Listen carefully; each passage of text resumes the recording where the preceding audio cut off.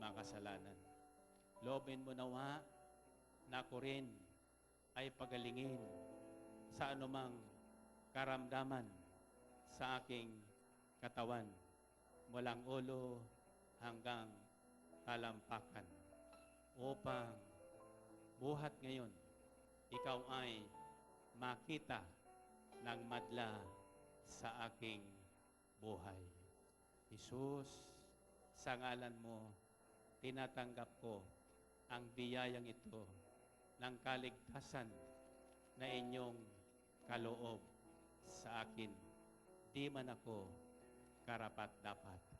Sa pangalan ni Jesus, tinatanggap ko sa aking puso ang inyong pagmamahal. Amen. Amen. Purihin natin ang Panginoon. Purihin ang Diyos. Okay. Let's remain standing. Pakilagayin yung kamay dalawa sa inyong tapat ng puso. Dibdib. May dibdib ba kayo? In Romans chapter 8, verses 31 to 39, this is what is written. What then shall we say in response to this? Ano ang mating masasabi sa kagandahang loob ng Diyos, kabutihan ng Diyos? If God is for us, who can be against us? Kung ang Diyos ay panig sa atin, sino ang lalaban sa atin? He who did not spare His own Son, but gave Him up for us all, will He not also along with Him graciously give us all things?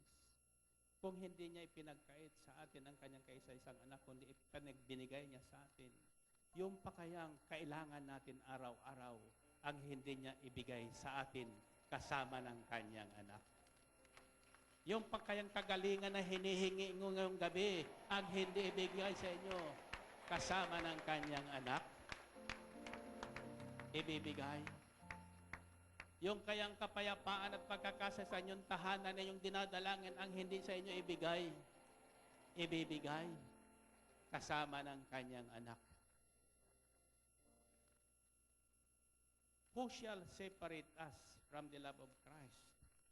Sino ang makapaghihiwalay sa atin sa pag-ibig ni Kristo?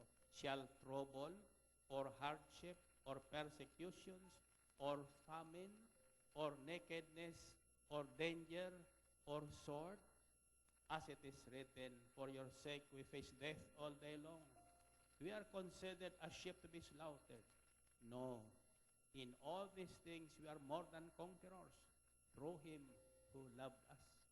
For I am convinced that neither death nor life, neither angels nor demons, neither the present or the future, nor any powers, neither height or depth, nor anything else in all creation will be able to separate us from the love of God that is in Christ Jesus the Lord. Walang makapaghihiwalay sa atin sa kagandahang loob ng Diyos. Walang makapaglalayo sa atin sa kabutihan ng Diyos. Walang makapaglalayo sa atin sa pagmamahal ng Diyos sa pamagitan ni Kristo Jesus.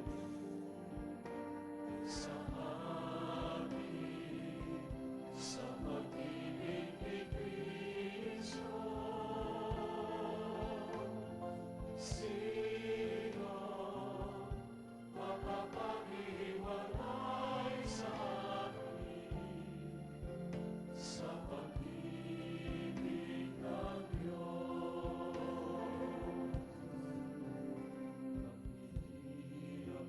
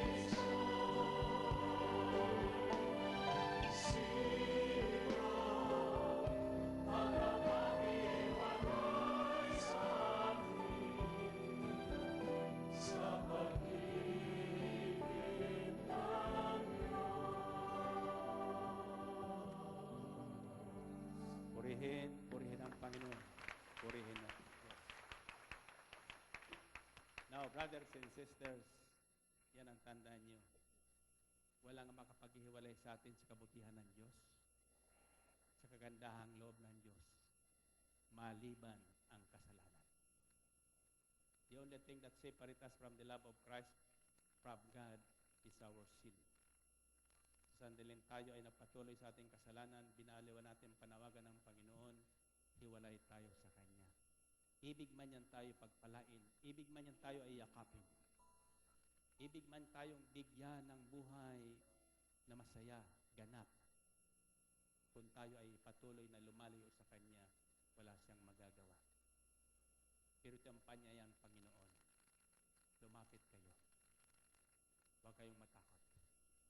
Ano mang kasalanan nyo, patatawarin niyang ganap.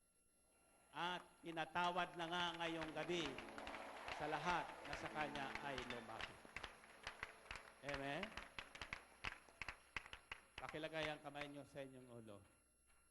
Bago tayo dumating dun sa ating finally. Sa Lunes po, na sabi ko kanina, at araw ng Martes, darating po ang ating mga kapatid sa galing sa iba't ibang sulok ng ating bansa. Ang iba doon ay first time lang makakarating sa Maynila.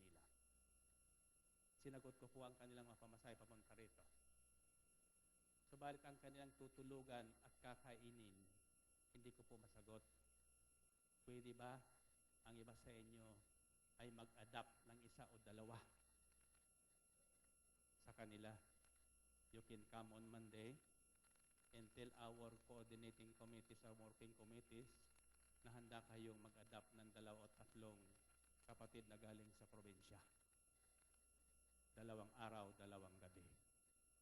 At tandaan nyo, lahat na kagandahang loob na ibibigay nyo sa kanila, gagantihan tayo ng Diyos.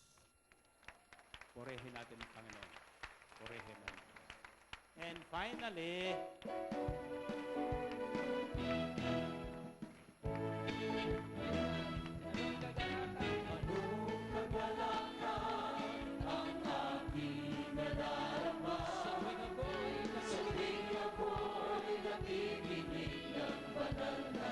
Salita